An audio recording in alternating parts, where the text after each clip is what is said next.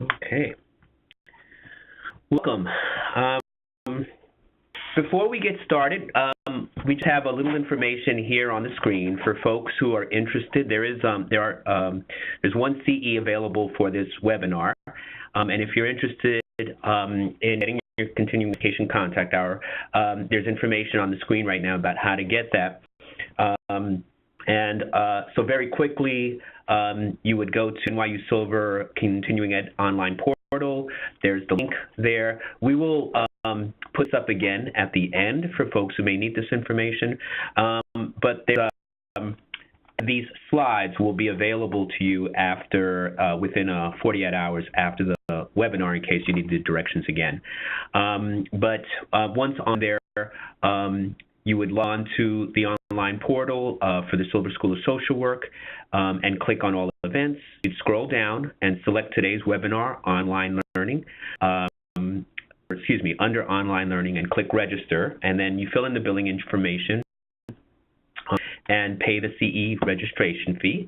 And after registering, you'll receive a confirmation email with a link to complete an evaluation. So there's a small evaluation, and then there'll also be an assessment. You'll log back in. You'll be asked to log back in, your registrations, and then you'll take an assessment. And it's just some knowledge questions related to the webinar today. And then once you complete the assessment, you'll be done and directed on how to download your CE certificate. So if you have any questions, though, that number there is for the Silver School of Social Work Continuing Education Department, and they can answer your questions if you get stuck. And again, we'll be putting up again at the end for those who join us later. Thank you for joining today's webinar. Before we begin also, I'd like to just cover a couple of technical issues. If you come across any problems during the webinar, please chat to the host and let them know. You can find the chat box on the right side of your screen, and if it doesn't appear, click the dialog bubble on the top right toolbar and it'll pop up. And you will chat to the host. Our host is Morgan today, and she'll be able to help you out with any technical issues. Now, during the webinar, you can chat in comments or questions to the panelists, and we'll be compiling those and holding those questions until the end, and maybe some of them during the course of the webinar as well. And with that said, thank you for joining us, and let's get started. So on behalf of the Community Technical Assistance Center of New York, it is my pleasure to welcome you to today's webinar, Restorative Justice, a Trauma-Informed Approach to Discipline in Schools. My name is Jim Rodriguez, and I'll be the moderator for the webinar. By way of a reminder, this is the fourth part of a webinar series on trauma-sensitive schools. If you'd like to see the first three parts of the webinar series, please go to the CTAC webpage and search for the Trauma-Sensitive Schools series page. There's a page dedicated to the Trauma-Sensitive Schools series, and you can see recordings of our previous three webinars. Today's webinar focuses on restorative justice, an alternative way to approaching discipline in schools.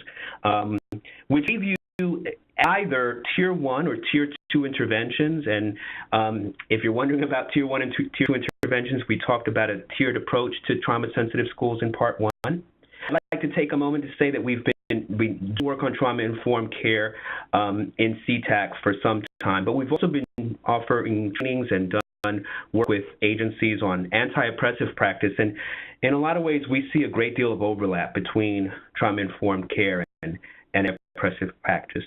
So I hope at the end of today's webinar you have a sense of that as well. So today we're very happy to have Gwendolyn Olton of the Coordinated Children's Services Initiative, CCSI, one of our partners on many efforts around the state, and she's going to be talking about restorative practice. Gwendolyn's a senior consultant for the Training and Practice Transfer Transformation team at CCSI. She's developed workshops and consultation models on a variety of topics, including trauma-informed care and restorative practices, but also self-care and compassion fatigue, really important in the trauma-informed care world, and many others as well. She's also a part of the motivational interviewing network of trainers, so she's trained in motivational interviewing and can train others, and has an experience training organizations in this and other person-centered communications approaches. Gwen also works in a number of community organizations as a conflict and communication consultant, mediator, and restorative justice facilitator. So she has a lot of experience working out there in the field with programs and schools that implement restorative practices. And she has experience implementing collaborative decision-making and restorative processes as well as training other facilitators in how to do this work as well. Studied philosophy with a focus in ethics at the University of Rochester, and she received a degree in nursing from St. John Fisher College. She also has a master's degree in conflict resolution from Arcadia University. So I'm really excited to introduce Gwen, and today's webinar. Thank you. Great. So I'm really excited to be here with you all today and to talk about one of my favorite topics, which is restorative justice or restorative practices in general. And I, was chatting with Jim a little bit before we started the webinar, and we both were talking about how there's this overlap between a lot of these value systems, practices, models that many of us feel really passionate about, like anti-oppressive work and trauma-informed care and restorative justice. And in many ways, we could call a trauma-informed lens a restorative lens, or something that would fall under a restorative model, and vice versa. We could call restorative justice or restorative practices and models a trauma-informed approach as well. And I hope that the overlap becomes clear, and if it doesn't, I'll really want to hear from you about what questions you have or things that I could do to clarify more. So with that, I'm going to get us started.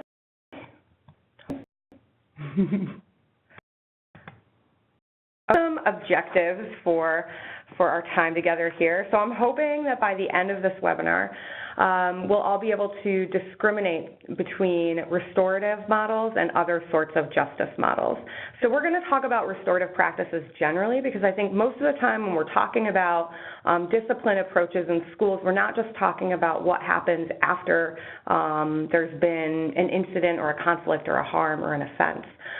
But to really get at what restorative practices are, for me, it makes a lot of sense to think through what our justice models are in general first. So I'd like us to be able to distinguish between those, to describe a couple main goals of restorative justice models, to be able to explain this spectrum approach to restorative practices, and that's sort of what I alluded to a moment ago, that there's things that happen when there's been a harm, and we think through how do we work with a harm that's been done in a community, and then there's community building approaches that have to do with a restorative approach.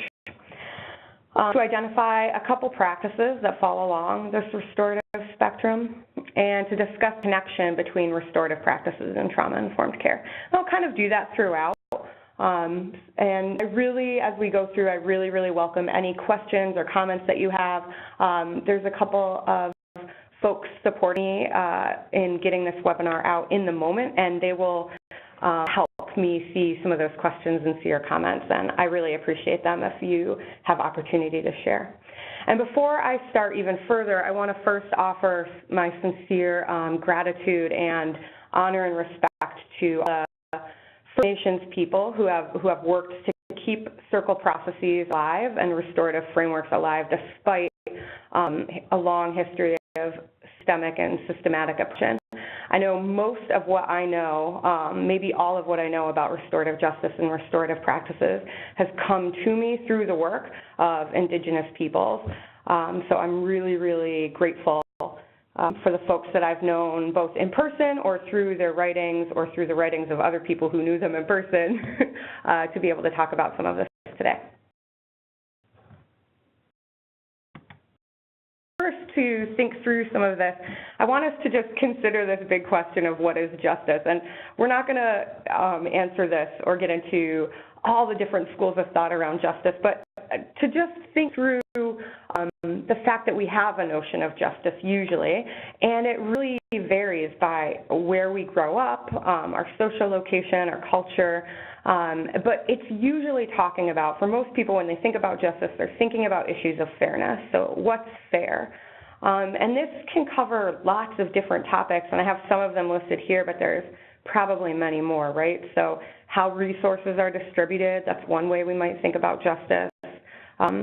If we're able to predict the consequences of our actions and act accordingly, that might be another way of thinking about justice. Mutual social agreements or social contracts, that's also something that comes up. And the last one has to do with how we respond to harm and what would be just or fair after there's been some sort of harm. I mean that in a really, really broad sense. It could be a personal harm, it could be property damage, it could be just a breach in a relationship, but just harm in general. So a lot of the beginning of this talk, I'm really going to focus on that last bullet, although restorative practices and restorative justice have something to say about the other bullets and more as well.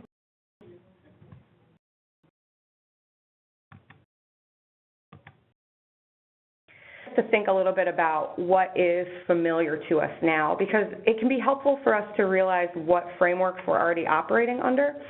I think that of instances that I know of us working to try to put a restorative practice in place in a school or a community setting or something, and if people aren't already familiar with what frameworks they're holding, it can feel really jarring and maybe unfair and not just to use restorative models. So I want us to think through what do we actually use now. And I argue that we kind of use a combination of two different justice models.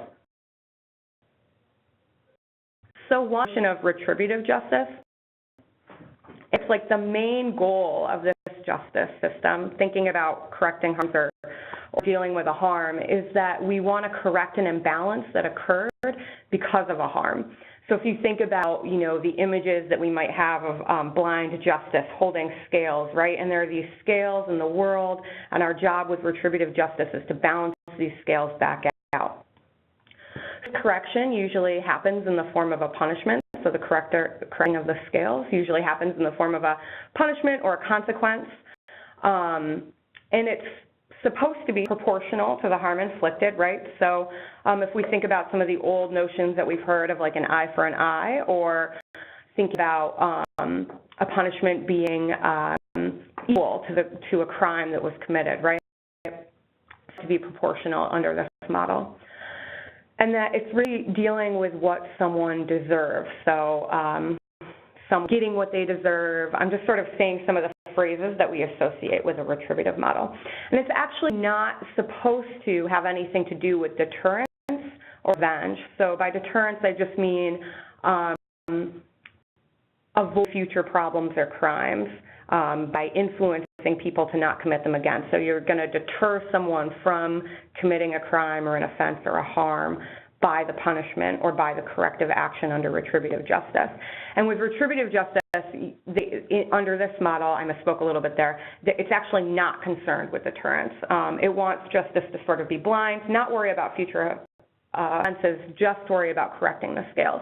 And it's also not supposed to involve any revenge, right? So it comes with it, when it's formalized, this understanding that people who've had a harm happen to them may feel very passionate about that harm and may want to exact revenge. And so other parties or other systems will take on the job of correcting the scales without the person who has experienced the harm doing that for themselves, because then they may act out of revenge instead. Okay, so deterrence model, which isn't as usually like fleshed out as a retributive model. But here the goal is punish to prevent future offenses or harms. And it's supposed to work in two different ways, right? On the one hand, so if I do something, if I harm someone and then I'm punished, it's the goal or the hope is that the punishment will make me sort of think twice before do it again. And on top of that, anyone that's witnessed me getting punished or knows that I have a punishment or a consequence will be deterred from doing anything in the future. So I would just invite us to think about how these models fit into any of the way that we currently think about justice models in general, and if we think that this flushes out with what we think or not. For me, I think that a combination of retributive and deterrence-based justice is most of what we find in typical American popular culture. Not everywhere, right? It's a big generalization to make, but I would say it's an overarching justice model that we see. So just a couple of examples or things to think about, and I'd invite you to type in, if you think of examples of retributive justice in popular culture, some of the ways that I've talked about these justice models here. If any popular culture that kind of contributes, or media that contributes to this idea of getting what they deserve, or punishments deterring people from crime, and contributes to our sense of whether or not something is fair or right. And if we think about some popular places that we might hear about systems of justice or ways that people respond to crime or harms, we can think about like superhero movies or comic books or even cartoons or animations that children watch, and what messages about justice are those forms of media sending to us. And how much are we internalizing them, and are we kind of adopting those frameworks automatically? And I think for the most part, we do sort of get saturated with these notions of retributive justice as like the model of justice, and then it becomes challenging to think about other ways that we might be. So for me and for lots of folks that I talk to, it can be easy to think about like Law and Order, for example, the TV show, or other crime dramas, right? Even the fact that we have so many crime dramas on TV can be indicative of the way that we think about our justice models in general. So in Law and Order, they frequently talk about a systems approach to dealing with crime. People go through the court system. They talk about the offenders getting what they deserve, and getting what they deserve usually involves punishment by way of incarceration. And if we think about high-profile crime cases that we might hear about in the media, this can be the case as well. We can think about some of the dialogue or rhetoric that happens around particular crime cases that we might hear, and people about someone getting what they deserve or not.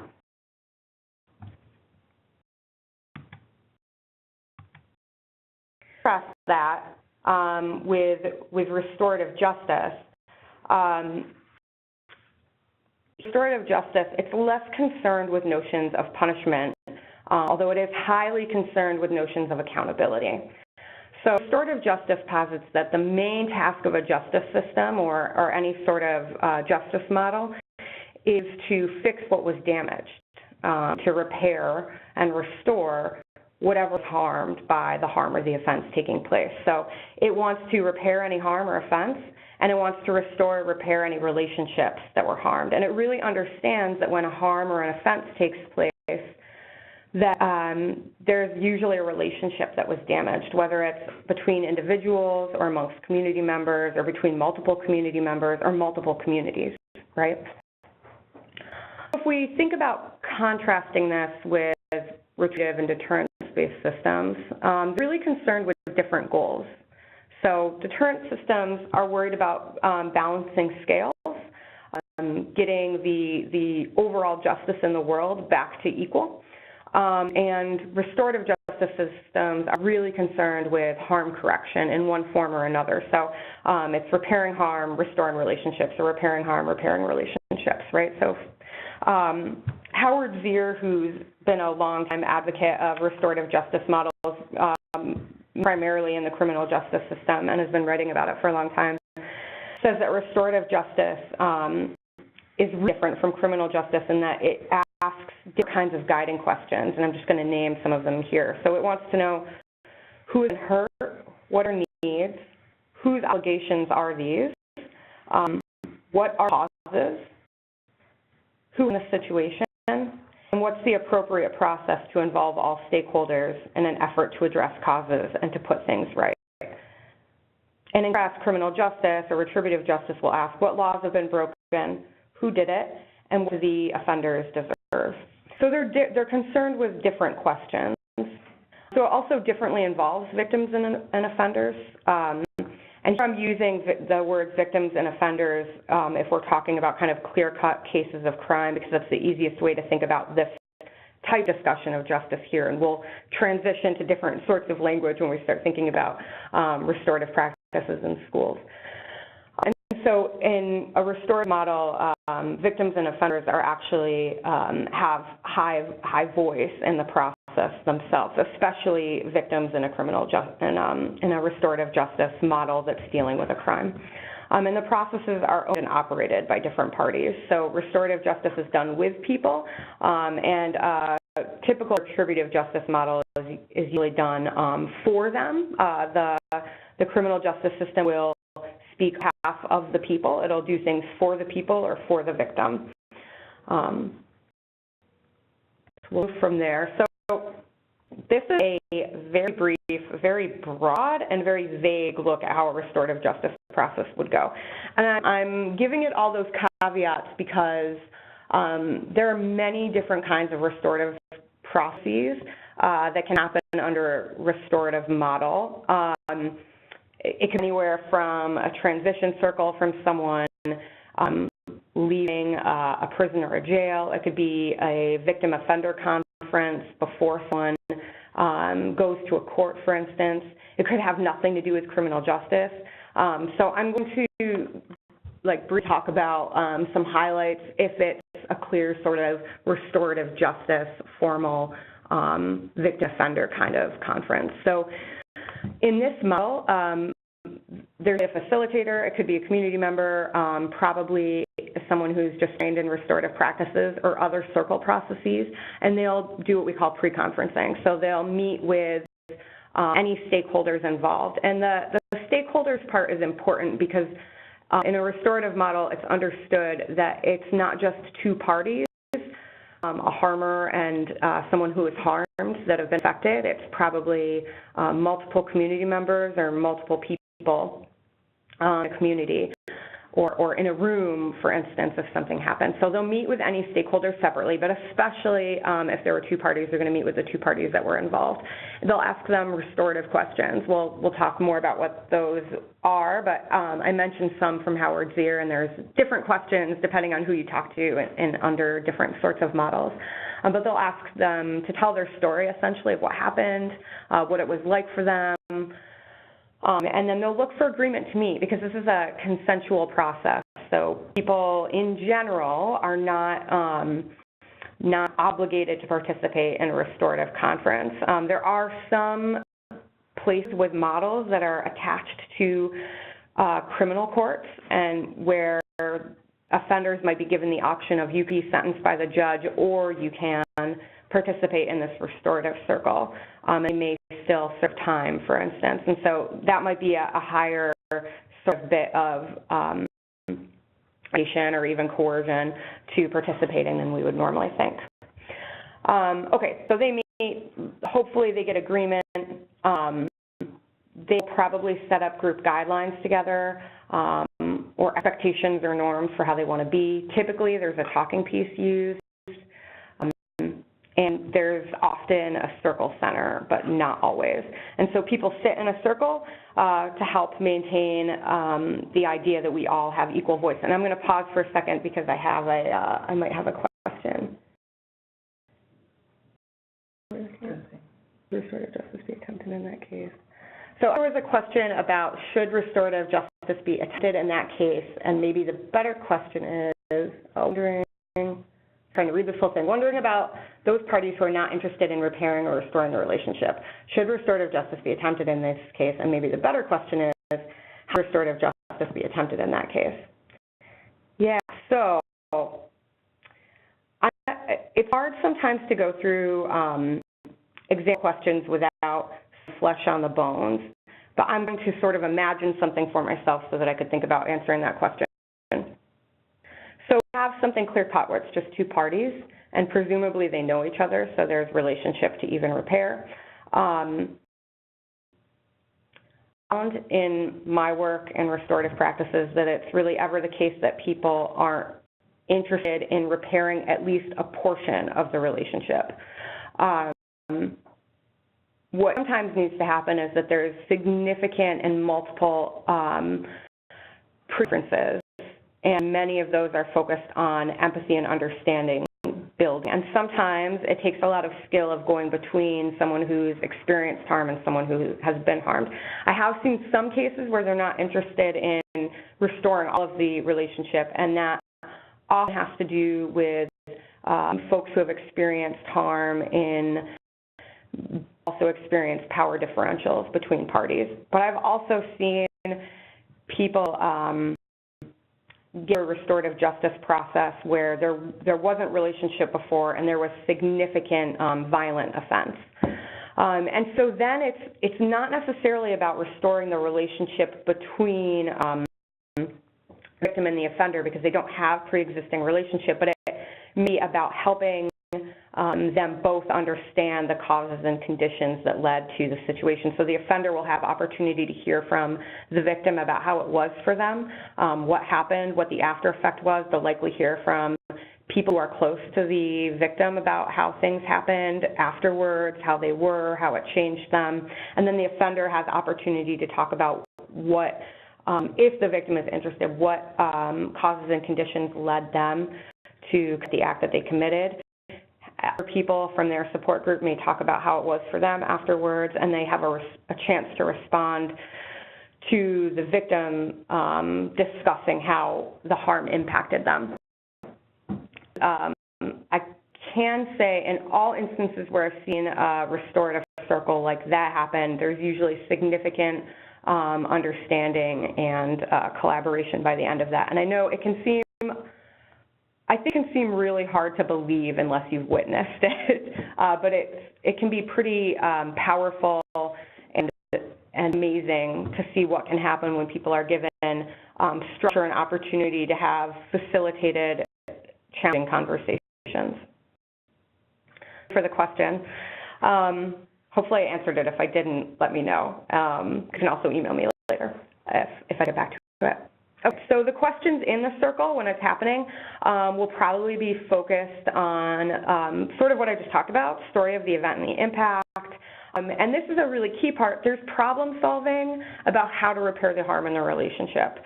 And this is a really collaborative process. People have to have something really operationalized by the time they leave the room. And these are agreements for what's going to happen. So if I harmed Jocelyn, and we have an agreement about what's going to happen. So maybe damaged her car and now she can no longer get to work. And to help solve this hardship that I've caused for her, I need to ensure that she gets to work every day and I don't have a car. So my support circle may problem solve with me. What are you going to do? You'll buy her bus passes. You'll ensure that she has an escort to the bus every day and it won't be you because she is not safe with you, right? Like, we can become very collaborative about what we do to actually help fix the problem that was caused by the harm. Conferences as well, not always, but I left that out.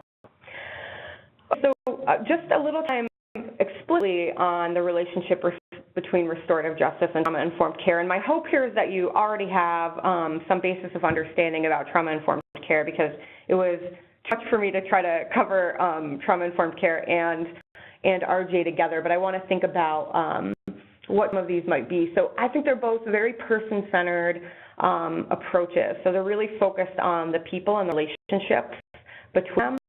They have flexible and adaptable frameworks. So I've participated in circles where we're really not in a circle and one person is in a jail, for instance, and one person is on the other side of a divider, and we make like a weird semicircle on the outside, and we adapt for differences in abilities, differences in how we process or think about information, and there's no prescriptive approach for fixing something that's been harmed, right? So if I break Jocelyn's window, that might look different in a circle, and what we do to fix that problem might look different in the circle than if Jim broke Jocelyn's window, because they'll happen for different reasons and there's different relationships involved. And poor Jocelyn is just having like a lot of damage done to her property in this webinar. So it's collaborative, like I mentioned. There's equal power sharing overall. This becomes slightly different if we think about a victim offender circle, but most restorative circles far and away are not victim offender restorative justice conferencing. And the point of sitting in the circle is that everyone in the circle matters, every voice matters. All people have intrinsic value and worth and have equal intrinsic value and worth. And participant voice is centered rather than the system's voice, right? Like if we think back to the retributive model or typical kind of ways of thinking about criminal justice, it's really like the state and the criminal justice system that has voice and does a lot of the speaking, and you have a lot of people speaking for you most of the time. Here in a restorative circle, you speak for yourself unless you have asked someone to speak for you explicitly, and there's, you know, a lot of collaboration around that happening, but otherwise, you bring your own voice to the circle, and your voice really matters in it. Justice models have to do with schools, right? Because mostly, so far, I've been talking about sort of a criminal justice framework here. So we still have issues of justice in school. That's probably really, really clear to almost everyone on the webinar, right? But there's a lot of issues of fairness that frequently arise. You can probably, if you work in a school, you can probably think of some for yourself now. Maybe you have some examples about where people have different ideas of what would be fair or right for a certain action that happens.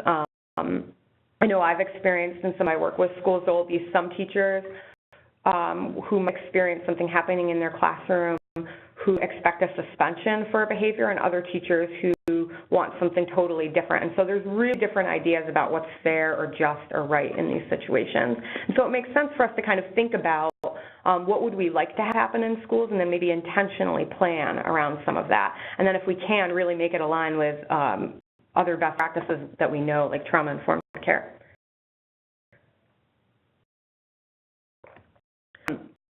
Read an example of something that we can walk through the rest of the slides here that I'm going to hope that I loop back to, and if I don't and you have questions about it, remind me. I've noticed to myself to loop back. So if we think of an example where Jay is a student in a classroom, becomes upset with another student, Lee, and he repeatedly demands that Lee leave him alone and stop talking to him, and each time he's like getting a little bit louder and amping up a little bit, right? The teacher, meanwhile, Ms. K, kind of only hears Jay giving it some admonishment to Lee and telling him to be quiet. So she instructs Jay to stop interrupting the class and her teaching, and Jay gets more frustrated after Lee makes another comment, and then he stands up and he throws his chair. Dodges the chair, and it hits another student, Pete, causing a small gash in his leg. Jay leaves the room and is eventually brought to the office, and Pete is treated by the nurse. Think about an example like this. We can think about multiple ways that this could go later, right? There are probably different people who work in the schools who would want different things to have happen. And so we might want to think through what would a response look like under a retributive model versus a restorative model, and we'll think about that more as we go along. Okay, so I want to move from just thinking about restorative justice and think about a broader idea of restorative practices. Even though restorative justice is sort of the guiding, it has the guiding principles that we'll use for the rest of restorative practice. It's sort of subheaded under justice. So a restorative discipline or any kind of justice approach for a harm that's been committed is really unlikely to work unless there is a community already in place that's operating from a restorative framework. So if we think about when we're talking about that question that someone wrote in, what if people don't want to repair the relationship? That might frequently happen, that people don't want to repair relationships if there isn't good relationship to begin with, right? So restorative justice, just like trauma-informed care, just like other practices that I enjoy and like to advocate for, they're all about relationship and relationship building. And so that's why we've got this big bubble in the middle that's community and relationship building. That is like a big part of restorative practices. And then to the side, we have what some of these might look like if things happen that we have struggle or conflict with our community members. So there can be informal circles and conferences, quick informal dialogues around what happened. And there are quick informal dialogues about harm that happens under a restorative model too, right? But the way that those go looks differently if you're operating restoratively versus not. And there's formal restorative conferences. Another way of thinking about this, and down at the bottom with the little triangles, this model is specifically from the International Institute of Restorative Practices, which is a resource that I name at the end of the slides to take a peek at. They do lots of push-in into schools, and they have this spectrum that they like to talk about, and other places talk about spectrums too, but IIRP has fleshed it out in a particular way that many people working in schools especially find very helpful. And so it's just a look with the top boxes. Together we've got like these baseline relationship building practices, flexible problem solving all the way through harm and relationship repair. And then down here near the bottom, if we're looking at IIRP's material, they talk about having informal and formal practices, and the informal practices are some of these baseline relationship building practices. So involving affective statements and questions, and then small impromptu conferences are just like quick restorative meetings between people. Then there's group circles that are a little bit more formal, I guess because it's in a circle. I don't particularly think about circles as formal processes, but I think they can feel formal, and it also depends maybe on the topic. And then there's formal conferences where there's differences between two people and they have conflict. So a couple minutes to think about affective statements, affective questions, and some other communication practices that help build that relationship base under a restorative lens. So if we think about, so just to define it a little bit, these are statements that express our internal state as it relates to something external to us. Maybe seems ridiculous to draw it out like this, but if we think about the way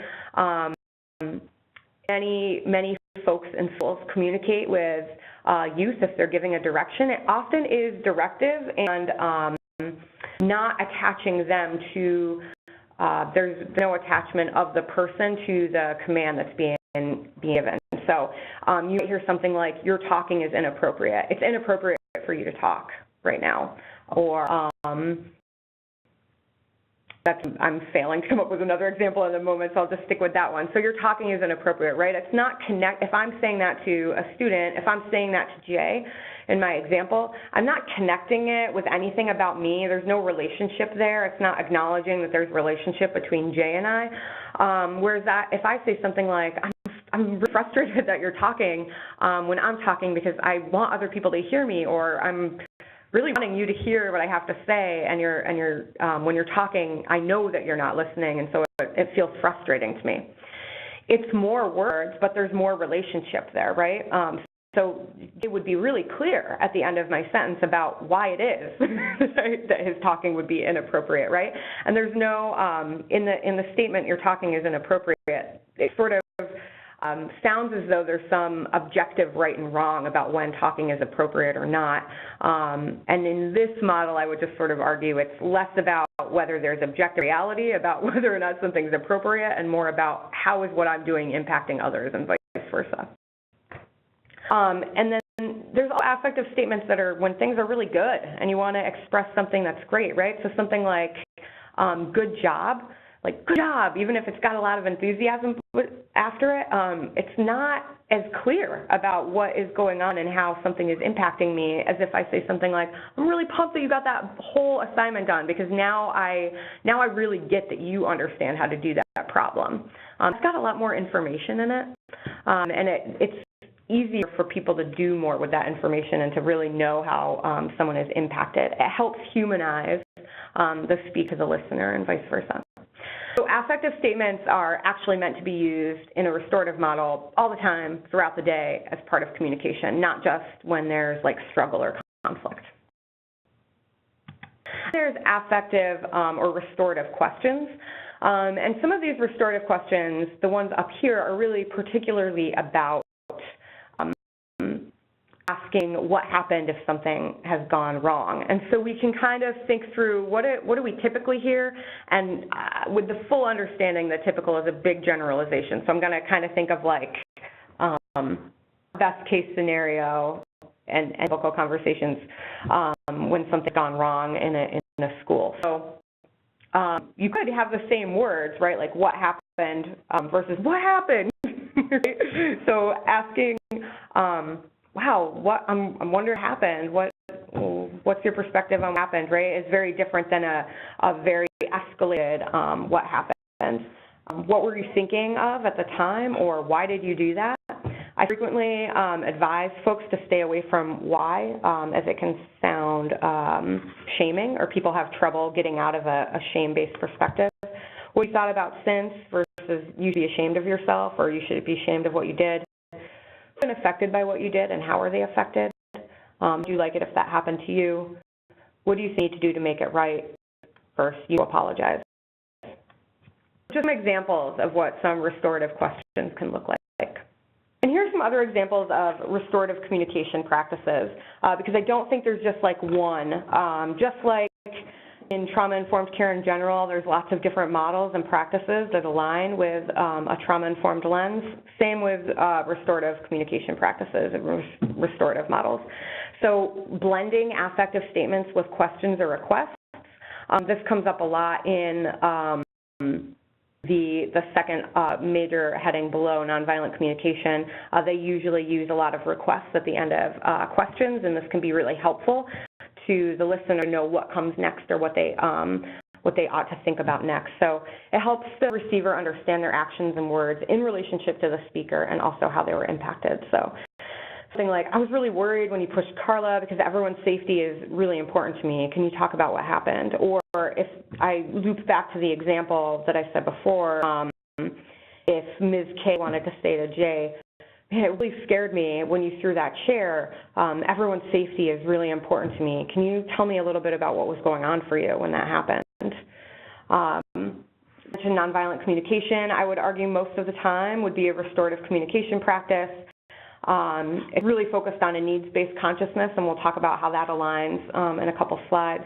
And motivational interviewing as well. It can be really helpful in discussing change, and just like restorative models, trauma-informed models, motivational interviewing is really concerned with the autonomy of the person in front of you that you're talking with, and letting them make decisions about their life, and having high voice and high collaboration. Okay, where do you start if you want to adopt a restorative approach or a restorative model? So I would argue that a good place to start is a restorative mindset, and that this is something that all of us can work on adopting. And just like under a retributive model, we have some key assumptions that are kind of guiding our behaviors or our approach to justice. In a restorative model, there are some key assumptions too, and here are some of them. Behavior that acts outside of a set of expectations or social contracts is to a person or a community, and not to a governing power. So it's a very concrete harm that has happened. It's not about it harming a system necessarily. That all behavior is an attempt to meet a need, and everyone has needs. Everyone has intrinsic worth. Conflict is inevitable, and it's an opportunity for relationship building. Peace, order, justice, etc. are restored after a harmful event by repairing harm done and restoring relationships. We might reflect on these a little bit and think about what assumptions we have, or are implicit or explicit even in the systems that we currently use. There are some, right? Like there's always key assumptions or implicit expectations and assumptions. More adopting a restorative mindset, I would say there are a number of internal skills that you can actually practice and do, and these would be aligned with a restorative framework. So I think it can be really powerful to have, and critical to have, a high degree of self-reflection and self-empathy. It's really hard for me to tell you how I'm impacted by something if I'm not actually in contact, only for myself, with how I'm impacted, right? I can't communicate to Jocelyn why I damaged her car if I'm just not in contact with it myself, or I can't hear from Jocelyn how actions impacted her if I'm not in contact with it myself. And last bit about allowing us to act out of more choice and not out of reactivity. If we are able to self-reflect and have some self-empathy first, have more choice. A reactive place of action is a very choiceless place, right? When we're acting out of like fight, flight, freeze, and this is something that's really important in trauma-informed care, when we act out of fight, flight, freeze, it's very difficult for us to make a choice with our executive functioning or our thinking brain or our commerce state. Assumption of needs-based intentions, I kind of talked about this in the last slide, knowing that both ourselves and others are working to get our needs met. A commitment to curiosity and non-judgment, and compassion. So this desire to both understand what's going on for ourselves and others and to improve things for all of us. Would be communication skill practice. So, you know, I very quickly went through a lot of communication skills in this webinar, but there's many more you could do, and even if you just focused on some of them here or from other people who write and talk about this, they take practice to actually do, right? Our communication style is habitual. We've had, you know, I'm 36 years old. I've had 36 years or maybe 35 years to practice my communication, right? So we have deeply ingrained habits around some of our communication patterns, and it really takes practice and intentional work to unlearn them or do a different kind of skill set. So my general tips for this are to practice in low-stakes situations. So if you want to try using affective statements, I would try using them when you have something positive to say, when there's not high conflict, when the stakes are not that big of a deal. It doesn't matter too much if you mess up because you're not escalated, because you're more likely to be able to practice something and think creatively and problem solve in those moments when you're not amped up yourself, right? Create practice groups to do this. So you come with scenarios, you meet together, and we talk through how something could go, and then by the same token, to practice do-overs. So I'm a big fan of practicing do-overs, both internally and externally. So when we're trying to learn a new communication pattern, we will mess up many times, right? And then to practice in our heads, like, what would I have liked to have said if I could have accessed that at the time?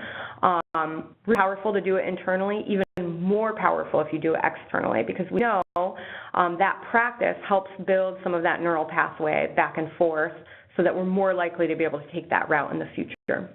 And then just some like recognition and self-compassion about learning new communication skills. They will feel clunky, awkward, and uncomfortable, right? And you might sound clunky, awkward, and uncomfortable too, and that's okay. I often say, especially if you're going to practice in low-stakes situations, let folks know, like, I'm trying to learn how to speak in a way that I like more. I'm trying to learn how to speak so that I'm not causing as much harm, or I'm not sounding as angry, and so I'm going to sound weird sometimes, and I'm hoping you're just going to like put up with me while I practice that, right? Like, have some disclaimers if you need them. It's okay. It's okay to practice.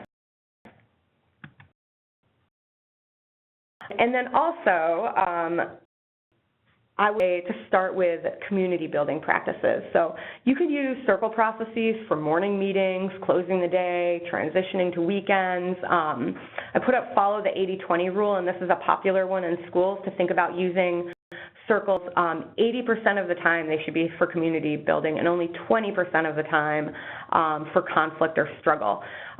It frequently goes the other way, and then it's like that in a slide a few back, right? If you're only you're only pulling out restorative practices when there's been a harm, you will have a very low interest in people actually using them, right? You won't have the relationship there that's important. You can use them to teach content. You can build classroom guidelines together, process an event or a situation. So not even necessarily a bad one. Maybe you had a public speaker and in the classroom you want to pack together as a circle. You just ask a couple questions, pass the talking piece. Avoid using any public shaming strategies. I know that's sort of a no-brainer, but it's also one that I just see happen a lot too. And use de-escalation techniques, right? We are more likely to be able to engage in community building, relationship building. We're more likely to be able to answer the restorative questions once we're not escalated. And I think just helping ourselves and others de-escalate is a really critical piece of both restorative practices and trauma-informed care.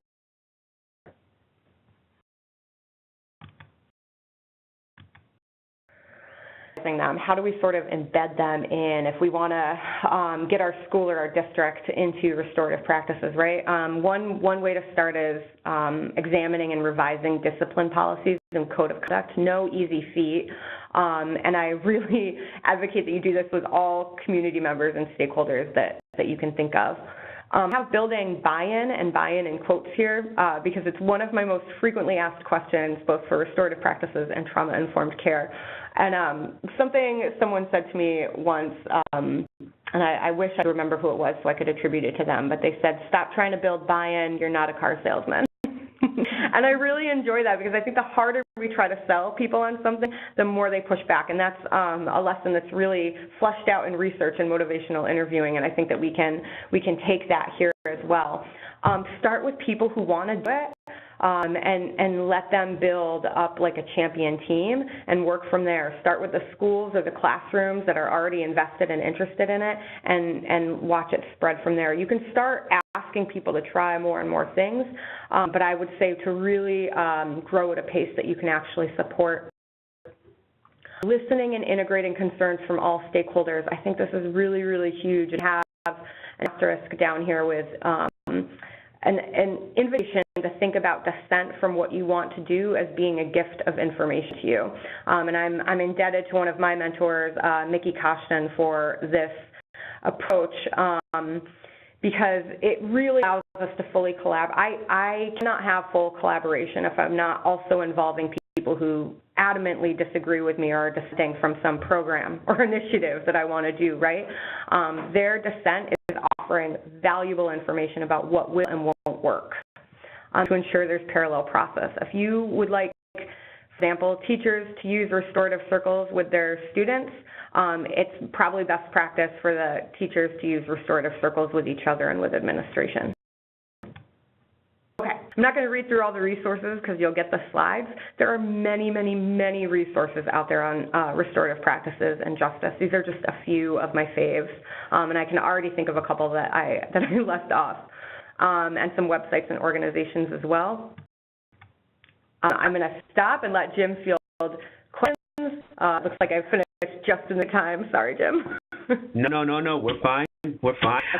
Please feel free to chat in your comments or your questions to Gwen, and we'll take them and try to pass them along to Gwen.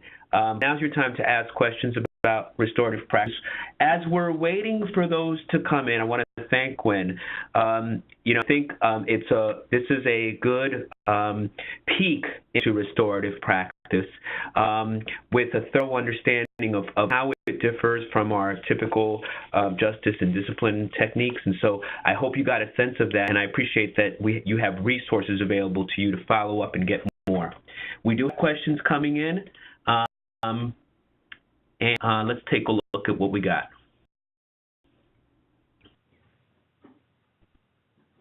Keep so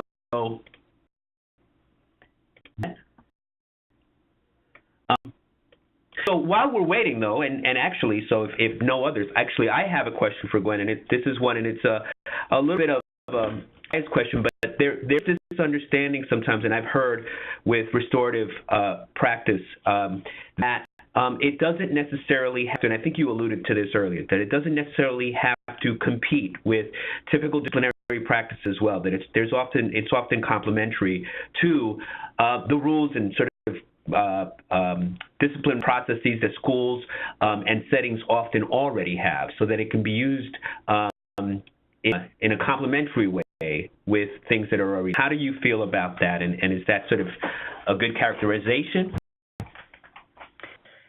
Yes, I think that many folks would agree that it could be used in a complementary way, right? So you could say there are X number of things that could happen from flipping a desk in a room to hitting a student, and up through hitting a student, we'll use a restorative conference, and after that, it'll be the normal detention or suspension route, right? I'm a big advocate for going fully restorative, but I don't, just because I advocate for it doesn't mean that other people, don't have other ideas about it. I think that it takes a lot to completely shift your model over to a restorative approach. There's high accountability in a restorative model, and I think it's robust enough to handle even those really tough cases, but it takes skilled facilitation, and it takes people really wanting to have that kind of community to make it happen, and I think we do what we can. So that's my sort of answer to that, Jim. Sorry. No. It's helpful for people to understand that it's also a process where you don't have to throw everything out, and there's a lot of different ways of rolling it out. Absolutely. And actually, I also encourage this as well. So it sounds like some people have some experience. So from Lori, when we face a situation where one party doesn't want to participate in a conference, we have used a proxy. This affords the community opportunity to respond and decide how to repair harm. So it's more of a comment, but I just wanted to pass that along, Gwen. So the use of a proxy. So someone doesn't want to engage. How would you use a proxy? How does that? Very carefully. So I think I get really worried, and I don't know how they're using the proxy there, right? Like, so sometimes I have had this situation where people haven't been able to attend a circle that was critical, so maybe they were out of state, and they couldn't phone in for whatever reason, and so they might speak their concerns to a proxy that they trust and ensure that that person, through pre-conferencing, really is endowed with this ability to speak for that person. I try hard to stay away from anything that's involving people doing something for someone else, though. I think if it's the only way around some things, but we can become very quick to jump to doing things for people because that's the model that we're used to, and so I push against it as often as I can. Great. Gwen, I want to try to squeeze this last one in because I think it's a good one. Can you comment on the role of authority during a restorative conference, or more specifically, what makes a good facilitator in a school setting with respect to authority? For example, a principal versus a teacher. Oh, such a good question. I think I probably have more to say about it than we have time for. I'm going to say briefly, I want to think about everyone in a circle having full power and full authority. And that's a little bit different than what they're asking. But for me, I want everyone to feel fully empowered to speak their voice in a circle. And if someone with structural authority will make it more difficult for other people to speak with their full power in the circle, then I probably want someone else to facilitate. I think that a good facilitator in a school setting could be any of those people. It's best if it's someone that is respected by all stakeholders and also is familiar with how to run the process and can handle the challenging conversations that can come up. Okay, great. We are at time. There were more questions coming in, but we wanted to quickly wrap up a little bit, and there's a few announcements. One is we want to mention that there's upcoming CTAC webinars and trainings. We have been working on a resilience-informed service environment learning community. We have another informational webinar for that on February 15th. We're calling it RISE, and it's in many ways thinking about trauma-informed care, but also thinking about resilience building. And I consider in many ways the practices of restorative justice resilience building. We're going to talk a little bit about those kinds of things in this, or learn a little bit more about resilience building efforts. Best practices in treating infant and childhood mental health concerns. And then also the next part of this series, part 5, is going to be March 8th. Look out for if you haven't already gotten. So that this was rescheduled. Unfortunately, our presenter had to reschedule that one, so it's been rescheduled for March 8th. And this focuses on providing services to students with clinically significant difficulties following trauma exposure, specifically in schools. And just very quickly, you have Gwen's contact information there, as well as Elizabeth Meeker, who's the Director of Training and Practice at CCSI. So if you want to contact them about the many offerings that CCI has for training, technical assistance, you have them to contact. And I just want to thank you all for participating today. I will quickly try to pull up the information on getting CEs if if you need. And thank you all. Thank you, Gwen, for a wonderful presentation, and look forward to you on the next webinar, March 8th. Thank you.